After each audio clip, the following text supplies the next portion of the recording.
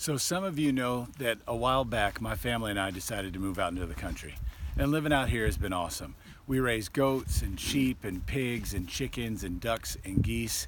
And it's a lot of work, a lot of hard work. And when there's a lot of work, there's a lot of times we have to prioritize things. We got to make sure that one thing doesn't take precedence over the other, so we can make sure that everything moves around as smoothly as it possibly can. But sometimes when you're out in the country like this, there's a lot of distractions. There's this going on or that's going on, and sometimes it can interfere with your plans. Well, in the Bible, there were a lot of things that had distractions as well. But one in particular that I want to talk to you all about is the situation with Elijah and Elisha in 2 Kings chapters 1 and 2.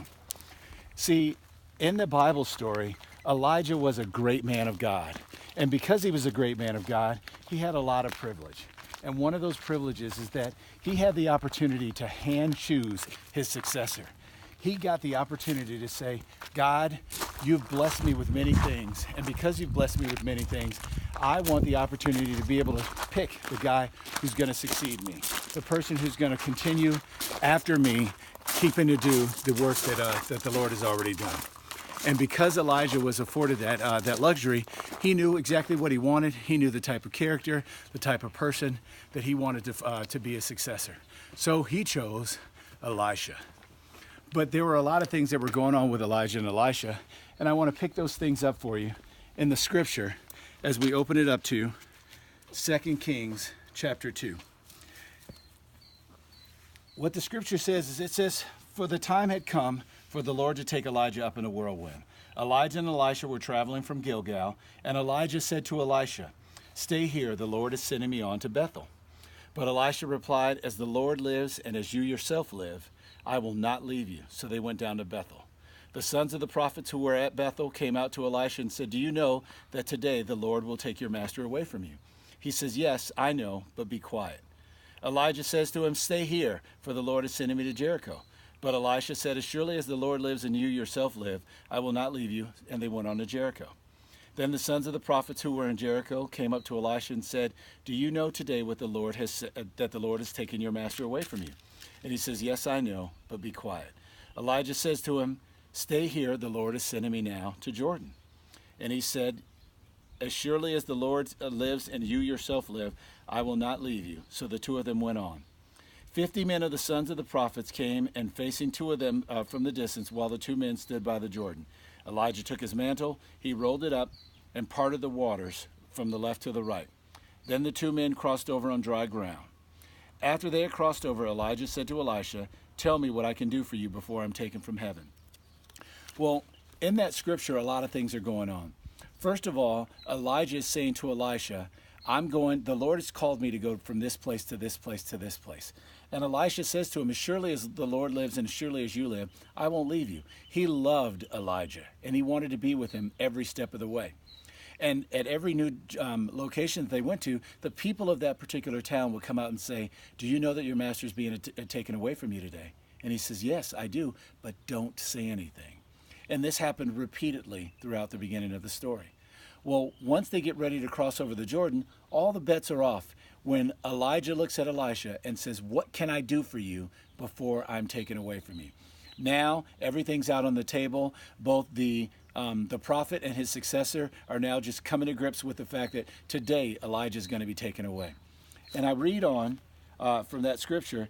It says in the end of verse 9, Elijah answered, "Please let there be a double portion of your spirit upon me." And Elijah replied, "You have asked for something very difficult. If you see me being taken from you, you will have it. If not, you won't." At that moment, something very important happens. It's an all or nothing proposition. And Elijah says to Elisha, "You've asked for something that's very difficult, but I love you and the Lord loves you, and we're going to see if we can get that for you. But here's the contingency. You've got to see me being taken away from you. If you do, hi, Nala, then you'll have your double portion, and if you don't, then you'll have nothing." And it becomes very, very important for this man of God to focus on those things that are of God. Well, as we read on, as far as the scripture is concerned, something amazing happens right after that. It says, as they continued walking and talking, a chariot of fire with horses of fire suddenly appeared and separated the two of them. And Elijah went up in the heaven in a whirlwind. As Elijah watched, he kept crying, my father, the chariots and the horsemen of Israel. Then he never saw Elijah again, and he took hold of his own clothes, and he tore them into two pieces. Well, what happened here? Well, scholars believe, and I believe this as well, that that was an intentional distraction that God brought as a test to Elisha. Here he is asked for something very difficult. I want a double portion of your spirit. And Elijah says, if you see me being taken away, you'll have it. If not, you will not. And all of a sudden, the Wells Fargo wagon comes flying out of the sky, and it's on fire.